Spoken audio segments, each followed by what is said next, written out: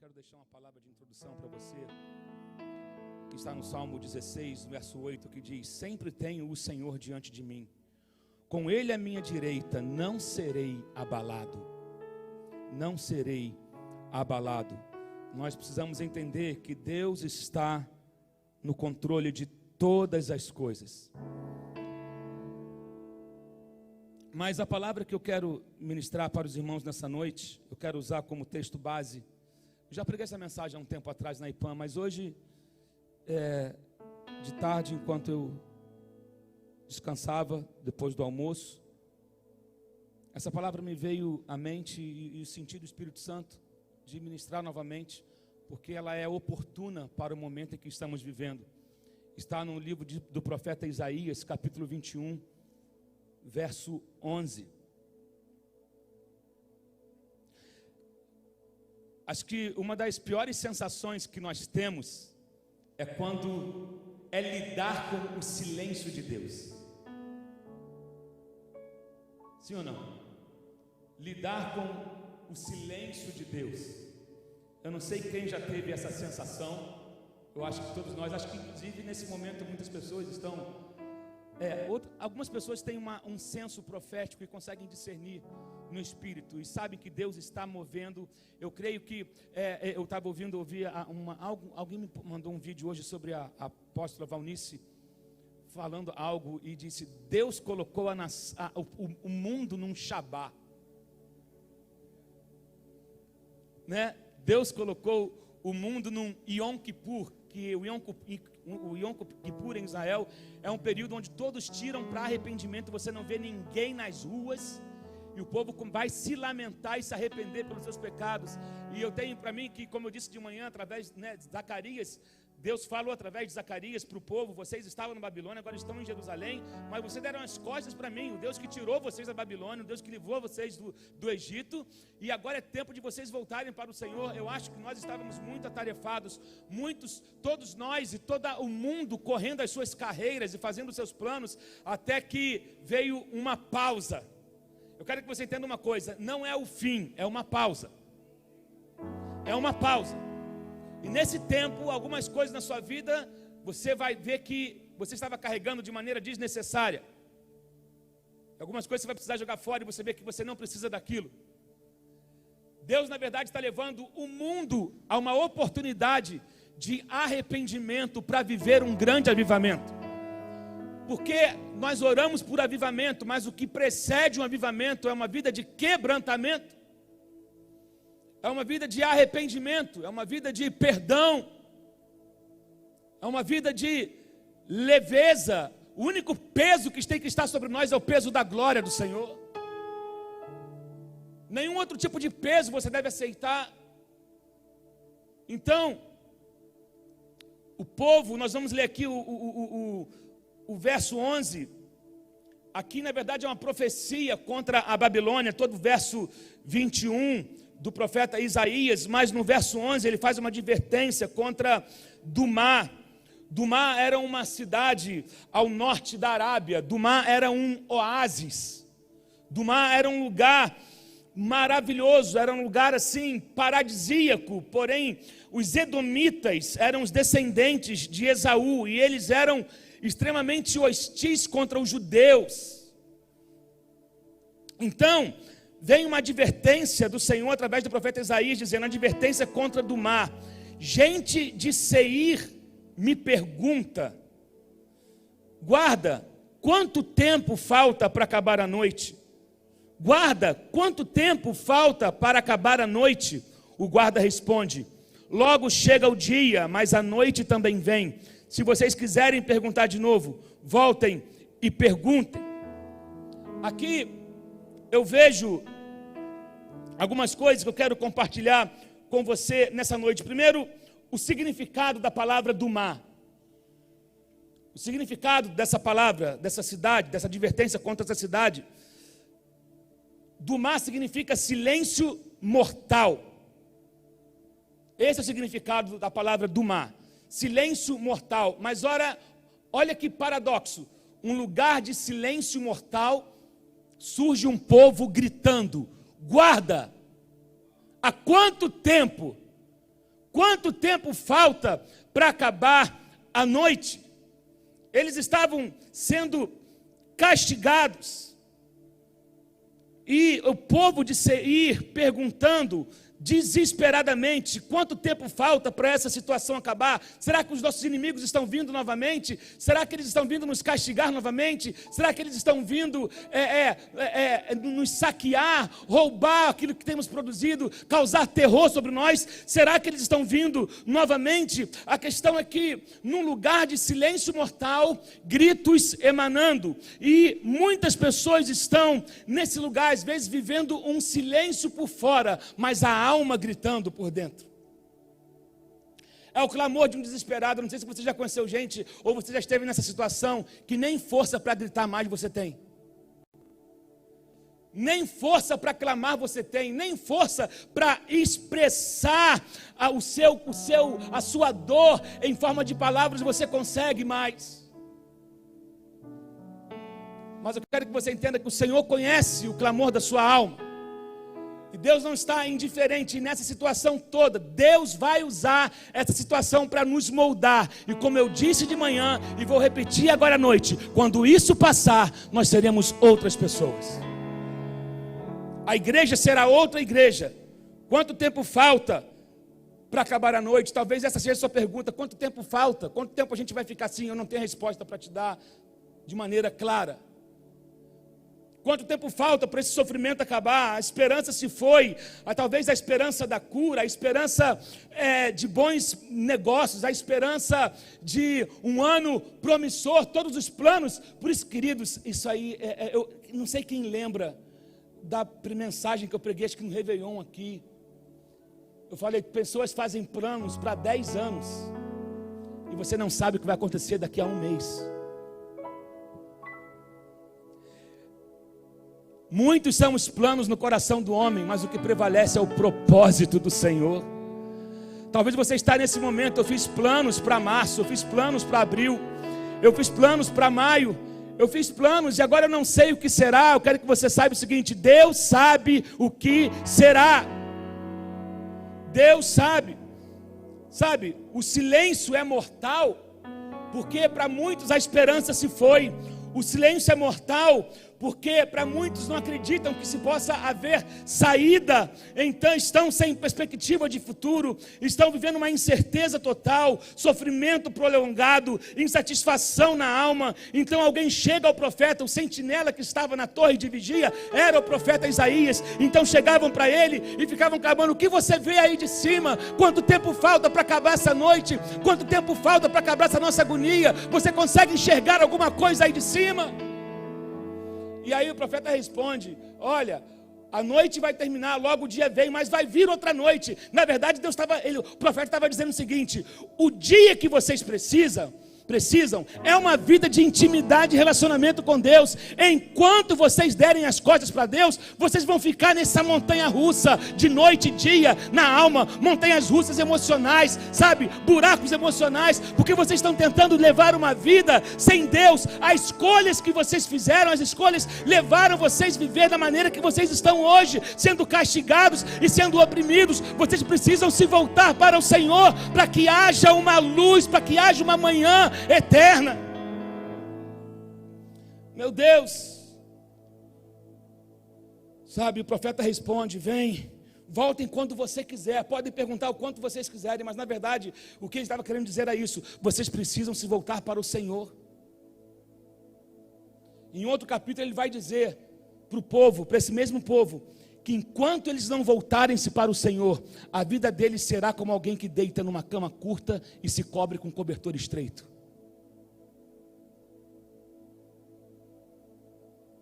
Já deitou em cama curta? Já deitou, pastor Danilo, em cama curta? A gente que viaja muito, passa muito por isso. Já deitou em cama curta? Cama de criança, Você deita a canela, fica para fora, bate o estrado da cama na canela. E se cobrir, e no frio, se cobrir com cobertor que não cobre você. Você cobre a barriga, o tronco, aí sente frio na perna. Cobre a perna, sente frio no tronco. Sabe? É um desconforto eterno. O que isso significa? Quando alguém deita numa cama curta e se cobre com cobertor estreito, você ganha de um lado e perde de outro. É uma vida de incômodo. Essa é a vida de quem não tem Deus. Uma vida de eterno incômodo. Então Isaías, você sabe que Isaías é o profeta mais messiânico do Antigo Testamento. Todo ele aponta para Jesus. E ele está dizendo, vocês precisam voltar-se para o Senhor. Mas algo que eu entendo nessa noite ministrando para vocês, e que eu sempre acredito, eu li um livro há um tempo atrás, há muitos anos mesmo, acho que uns 20 anos atrás, que marcou, eu guardei o título desse livro e o contexto desse livro, eu não lembro o autor, sei que é da editora da Quadrangular, é bem antigo. O título do livro é Deus trabalha no turno da noite. Deus trabalha no turno da noite. Você sabia que tem uma cidade que funciona quando você vai dormir? Quando você chega na sua casa, às vezes do seu trabalho, coloca o seu pijama, toma o seu banho, coloca o seu pijama, vai jantar, e você vai deitar logo após isso. Tem gente que está começando a trabalhar naquele momento. Tem todo o sistema de uma cidade funcionando na madrugada, para que você possa ter condições de trabalhar durante o dia. Então, Deus não é diferente. A Bíblia fala que Deus dá os seus enquanto dorme. Deus é um Deus que trabalha no turno da noite. E a Bíblia fala de algumas coisas que Deus fez na vida de algumas pessoas durante a noite. Eu quero que você entenda o seguinte: na noite que você está atravessando, Deus está trabalhando. Na noite que nós estamos atravessando, Deus está trabalhando. E Deus deseja te revelar isso. Não despreze a fase que você está vivendo hoje. Não podemos desprezar o momento que estamos vivendo. Por exemplo, uma das coisas que Deus fez durante a noite, foi de noite que Deus chegou para Abraão e disse: sai da tua tenda e conta as estrelas do céu. Você não consegue contar a estrela de dia, irmão? Você consegue contar a estrela de dia? Deus teve que chamar Abraão para sair do conforto da tenda dele, provavelmente uma tenda muito confortável, como o povo do Oriente Médio sabe promover conforto, uma tenda bem confortável. E ele tinha que encarar uma noite, eu não sei se estava frio, eu não sei se tinha pernilongo, eu não sei qual era os riscos, mas falou: ei, Abraão, já idoso, sai da tua tenda e conta as estrelas do céu. Ele só pôde ter noção do que Deus iria fazer com a vida dele e através dele, quando ele saiu da tenda. Algumas pessoas, Deus está convidando. O sair da tenda significa confiar no que Deus está te falando. É crer no sobrenatural. Ainda que a noite esteja densa, esteja tudo escuro, eu pela fé vou começar a contemplar o que Deus irá fazer através da minha vida. Ele não desistiu de mim, Ele não mentiu a meu respeito. Eu continuo crendo nas promessas dele a meu respeito. Eu continuo crendo que Deus vai fazer, ainda que eu esteja no meio dessa noite. Sai da tenda do medo, sai da tenda da incredulidade, sai da tenda do orgulho, sai da tenda da falta de perdão, e encare isso e comece a enxergar Deus curando você, Deus restaurando a sua casa, Deus restaurando a sua saúde, Deus restaurando a sua cidade. Sai da tenda hoje. Os chamados de desafio de Deus acontecem em momentos de noite. Sair da tenda do comodismo, sair da tenda da indiferença. Outra coisa que eu vi na Bíblia, que a Bíblia fala que Deus fez durante a noite, em Gênesis 32, de 22 a 31, vai dizer que Jacó lutou com Deus a noite toda.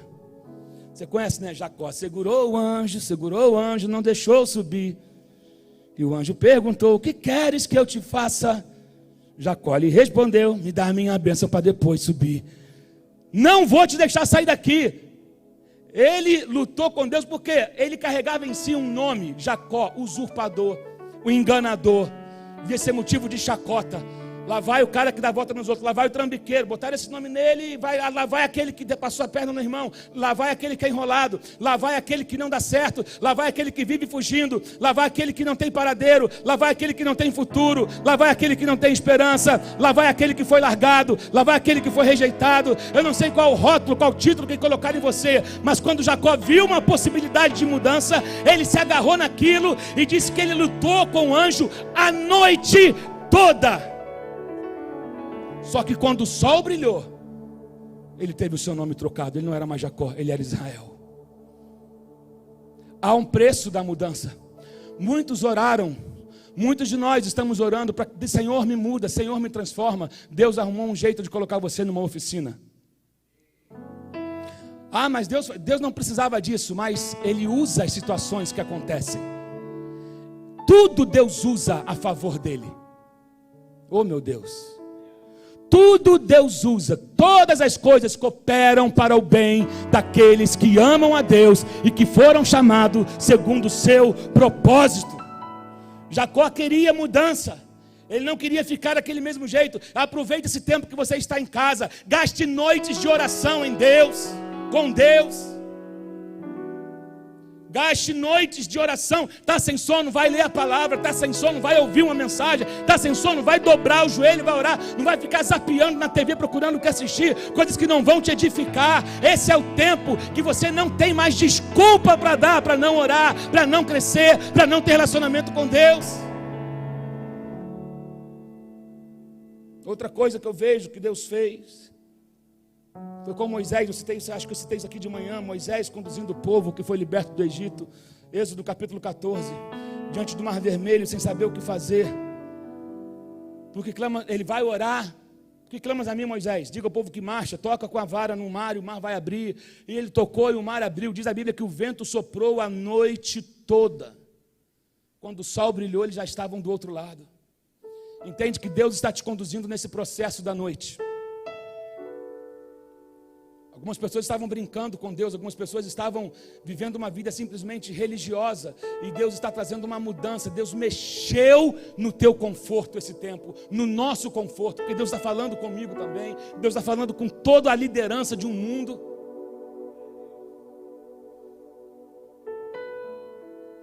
Deus está intervindo. Outra coisa que eu vejo, e eu gosto muito desse texto que está em 2 Reis, no capítulo 7.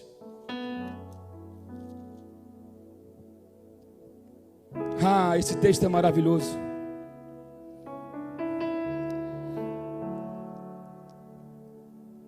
Você sabe que Israel estava sitiado aqui. Havia uma crise, havia fome sobre a terra, de maneira que ele vai dizer que Eliseu respondeu: ouçam a palavra do Senhor, assim diz o Senhor, amanhã por volta desta hora, na porta de Samaria, tanto uma medida de farinha como 2 medidas de cevada serão vendidas por uma peça de prata. O oficial em cujo braço o rei estava se apoiando disse ao homem de Deus: ainda que o Senhor abrisse as comportas do céu, será que isso poderia acontecer? Mas Eliseu advertiu: você o verá com os próprios olhos, mas não comerá coisa alguma. No versículo 3 vai dizer: havia 4 leprosos junto à porta da cidade. Eles disseram uns aos outros, e eu gosto da atitude desses leprosos aqui. Veja bem, leproso já era uma categoria rejeitada e excluída. Eles não podiam viver no contexto da sociedade, dentro da cidade. Eles tinham que ficar do lado de fora dos portões da cidade e viver na dependência da generosidade de alguém jogar um kit com um pão e uma manteiga e um suco de caju. Eles viviam na dependência da generosidade dos outros. E aí eles começaram a conversar entre eles, e olha a atitude deles: por que ficar aqui esperando a morte? Isso é, a gente está enrolado de qualquer jeito. Nessa cidade aqui tem fome, há um cerco, comida não chega, e eles não têm nada para oferecer para a gente, mas no acampamento do inimigo está cheio de comida. O negócio é o seguinte: a gente vai morrer de qualquer jeito, vamos só discutir onde vai ser o enterro? Ficar aqui sentado, lamentando de fome, não vai resolver nada. Vamos andar na direção do acampamento do inimigo? Quem sabe a gente consegue alguma coisa? Querido, morrer na indiferença é morrer covardemente. Morrer sentado na indiferença é morrer covardemente. Aí diz o seguinte, no verso 4: se resolvermos entrar na cidade, morreremos de fome, mas se ficarmos aqui, também morreremos. Vamos, pois, ao acampamento dos arameus para nos render. Se eles nos pouparem, viveremos. Se nos matarem, morreremos. Aí olha o verso 5. O que diz aí na sua Bíblia no verso 5?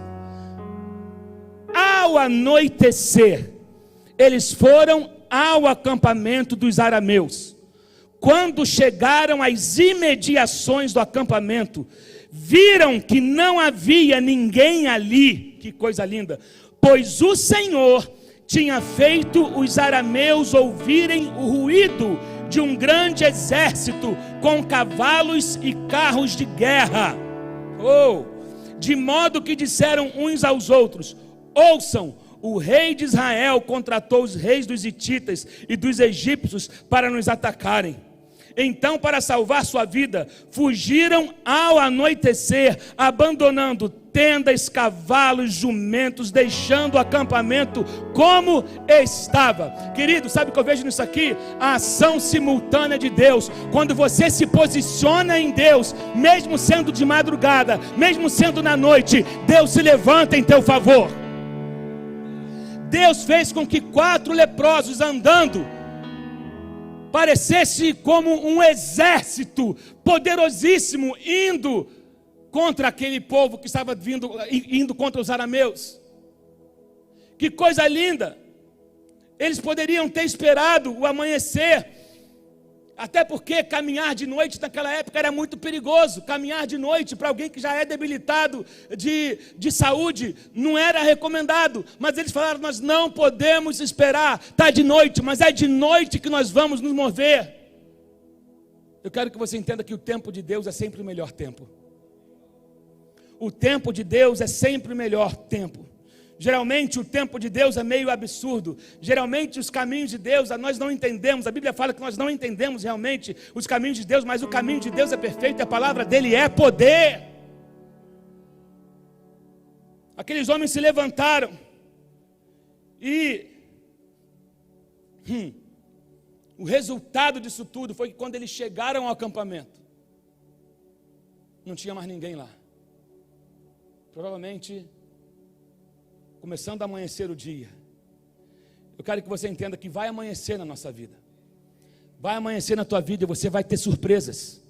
Vai amanhecer na tua vida e coisas que estavam travadas simplesmente estarão desatadas quando o sol brilhar. Deus está tratando de você. Deus apenas está dizendo para você: não desanime no meio dessa crise, não desanime no meio dessa noite, não abra mão da tua promessa, não abra mão daquilo que eu vou fazer, mas primeiro eu quero você em mim e eu em você, porque, querido, quando você está em Deus, Deus se levanta na tua causa, Deus se levanta na tua família, Deus se levanta nos teus negócios. É preciso estar nele. Deus vai agir de maneira simultânea. Os inimigos fugiram quando os leprosos se levantaram. Os inimigos fugiram quando os leprosos decidiram ir até o acampamento deles. Oh meu Deus, quando aquele que está fraco se levanta com fé, Deus se levanta com ele. Meu Deus, Deus vai adiante, sabe? É a vitória do fraco, é a graça que se aperfeiçoa na fraqueza. É isso que Deus faz. Deus é aquele que trabalha por aqueles que nele esperam, como diz no próprio livro que estamos lendo de Isaías. Ele fez ouvir o som de um exército enorme, 4 leprosos. Sabe, hoje é o dia de você se levantar. Não se entregue à derrota. Cuidado com o que você fala nesses momentos de crise. Cuidado, pode estar tudo escuro lá fora, mas eu quero que você saiba que está havendo uma ação simultânea de Deus. Não é só o vírus que está se movimentando, Deus está se movimentando. Quando a igreja decide reagir, quando a igreja decide clamar, Deus se levanta, Deus age. Deus já enviou socorro, Deus já enviou um decreto, Deus já enviou uma palavra de vitória sobre a igreja. Deus já enviou, Deus está levantando profeta, Deus está refazendo ministérios, Deus está realinhando o tempo, Deus está realinhando a igreja com o relógio dele. Amém? Você me entende isso na sua casa? Deus está alinhando a igreja e botando a igreja na frequência dele, no tempo dele. Quanto tempo falta para acabar a noite? Esse é o clamor de muitos. Salmo 30, verso 5 vai dizer que o choro pode durar uma noite, mas a alegria vem pelo amanhã. E quando é o amanhã? O amanhã é quando você decide se levantar. O amanhã é quando você decide se levantar. Sabe? O amanhã é quando você decide se despertar. A palavra vai dizer em Efésios 5,14: por isso é que foi dito: desperta, tu que dormes, levanta-te dentre os mortos, e Cristo resplandecerá sobre ti. E eu quero declarar sobre a tua vida Romanos 13:12, que vai dizer: a noite está quase acabando, o dia logo vem. Portanto, deixemos de lado as obras das trevas e revistamo-nos da armadura da luz. Entende que Deus está te dizendo para a igreja hoje: deixa de lado as obras das trevas. Obras das trevas, muita gente já liga só com questões sexuais. Tem muita coisa: maledicência, mentira, fofoca, intriga, irmão contra irmão, falta de perdão. Isso é obra das trevas. E se você quer viver um avivamento genuíno e você quer atravessar por esse processo, Deus está te dando a oportunidade agora de conserto. Você que está afastado dos caminhos do Senhor, esse é o tempo. Jesus está voltando. Se desfaça das obras das trevas e se vista da armadura da luz. Voltai e vinde. Isaías, quando disse isso para o povo ali no versículo 11, voltai e vinde, ele estava dizendo: deixai o pecado, voltai para o Senhor, e Ele irá receber você, e um dia de salvação irá raiar na sua vida. Um dia de salvação irá raiar na sua vida. É uma questão de aproveitar as oportunidades, querido. Não podemos perder essa oportunidade que Deus está nos dando. Não podemos. Há um temor profético no meu coração de que Deus está dando essa oportunidade para a igreja, para se consertar para aquilo que Ele quer fazer nesses últimos dias. E é uma grande onda de avivamento sobre o mundo. Não é por acaso.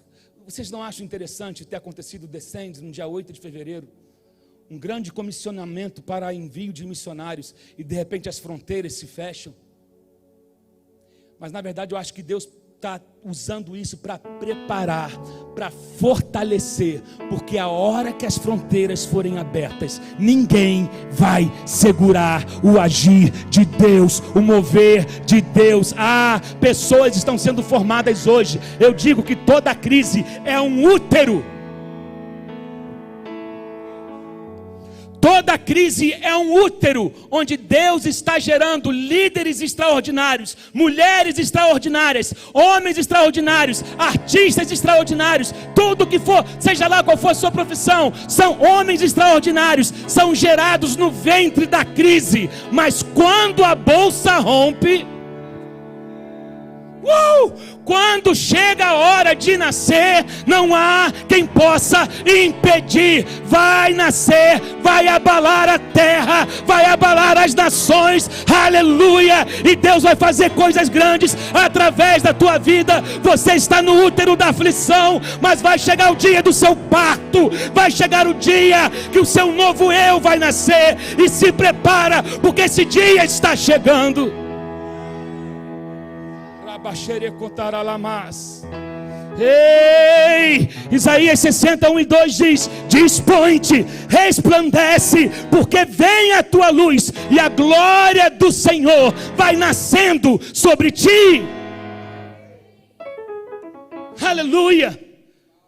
Quanto tempo falta para acabar a noite? eu te digo, é o tempo da tua decisão, é o tempo do teu quebrantamento, é o tempo de você descer do teu orgulho, é o tempo de você limpar os teus lábios, é o tempo de você voltar a ter lágrimas nos teus olhos. Esse é o tempo. Quer que a aflição acabe? Aprende a chorar novamente, aprenda a se humilhar novamente, aprenda a jejuar novamente, aprenda a orar novamente, aprenda a adorar novamente. Não essa adoração falsa, não essa mensagem falsa. Aprenda novamente. Deus te trancou para que você pudesse aprender novamente.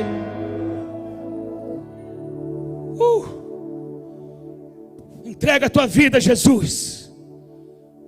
Só tem como se ver livre das obras das trevas, deixando que Jesus nasça em nós,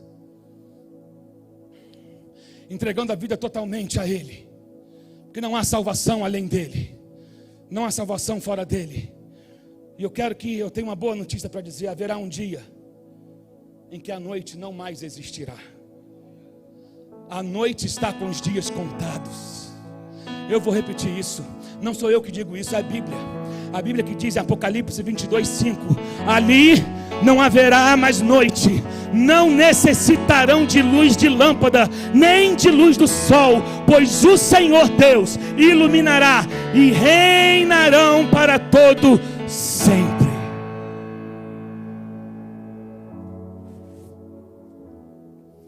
E para encerrar, 1 Tessalonicenses 5:5: vocês todos são filhos da luz, filhos do dia. Não somos da noite e nem das trevas. Não somos da noite e nem das trevas. Nós somos filhos do dia. Nós somos filhos da luz. Ei, nessa placenta em que você está, tem água. A água representa o mover do Espírito. Essa crise é um útero, e dentro dessa crise, desse útero, tem água jorrando e movimentando, assim como movimentou no ventre de Isabel e de Maria, onde Jesus e João Batista estavam. Havia água naquela placenta, e diz que o ventre delas se agitaram quando se encontraram um com o outro. Deus está conectando sonhos, Deus está conectando propósitos no meio dessa crise. Águas estão sendo agitadas, Deus está liberando, Deus está conectando pessoas, ministérios, em toda a nação, em todo o globo. Ora mandará la machere, contará la babachara, mandará la mas. Oh Deus.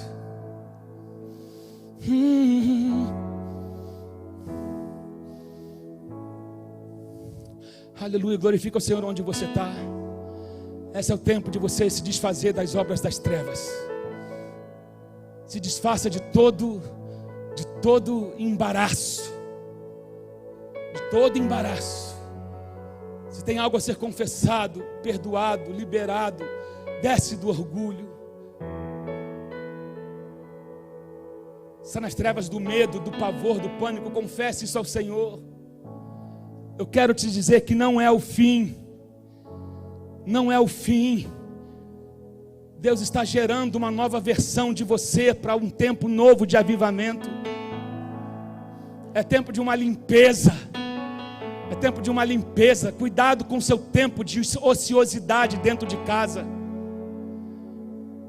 Tem pessoas que terminam de ouvir uma mensagem como essa, como de outros pastores, daqui a pouco vão ver programas, ouvir músicas que não tem nada a ver com aquilo que foi ministrado. Cuidado. Não desperdice esse tempo. Você está sendo gerado no ventre da crise, para que quando Deus disser, haja luz, vai e prega.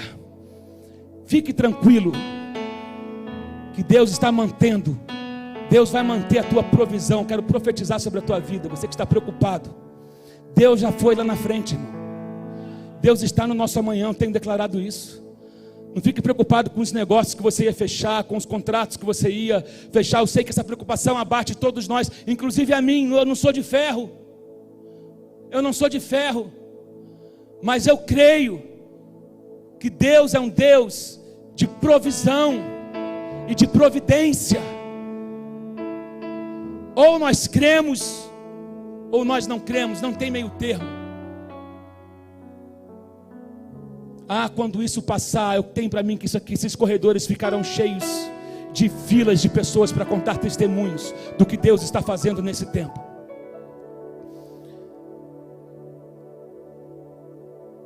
Sai da tenda, conta as estrelas do céu, peça ao Senhor: Senhor, o que o Senhor está fazendo, o que o Senhor está tratando em mim? Me revele os teus propósitos para esse tempo. Senhor, eu apresento a vida dos meus irmãos que estão em casa agora, e para daqueles que estão aqui. Eu te agradeço pela porção da tua palavra ministrada, que nos gera ânimo, que nos gera esperança. Tu és o Deus da esperança. E quando nossa esperança está firmada no Senhor, nós não seremos decepcionados, porque a esperança no Senhor é a esperança que não decepciona. Fortalece os meus irmãos que estão em casa, fortalece os chefes de família, fortalece os empresários, os autônomos, os funcionários. Deus, eu quero abençoar os policiais, os caixas de supermercado, os motoristas de ônibus, aqueles que trabalham nos postos de gasolina, nas farmácias, nos hospitais. Abençoa os médicos agora, cuida dos médicos e das suas famílias, dos governadores, presidente da república. Dê sabedoria aos líderes dessa nação. Deus, nos dê sabedoria para agirmos como crentes. Deus, guarda a nossa casa, guarda os nossos irmãos, guarda os nossos amigos, guarda os nossos filhos, em nome de Jesus. Pai, nós confiamos no Senhor, somos filhos da luz e não da noite, das luz e não das trevas. Bendito seja o nome do Senhor. Tu és o Deus que nos guarda, Tu és o Deus que nos vê, Tu és o Deus que se levanta e vai à nossa frente, Tu és o Deus que afugenta os nossos inimigos, Tu és o Deus que abre porta onde não há parede, Tu és o Deus que dá um decreto e não há quem possa se levantar contra. Deus, que o Brasil possa declarar: Deus, Deus, há um Deus no céu que governa sobre tudo e sobre todos. Que essa semana seja uma semana de esperança, de alegria, de ânimo, de criatividade, de ideias novas surgindo, Senhor. Quero liberar sobre a tua vida um desbloqueio na sua mente, em nome de Jesus. Um desbloqueio na sua mente, em nome de Jesus. Amém.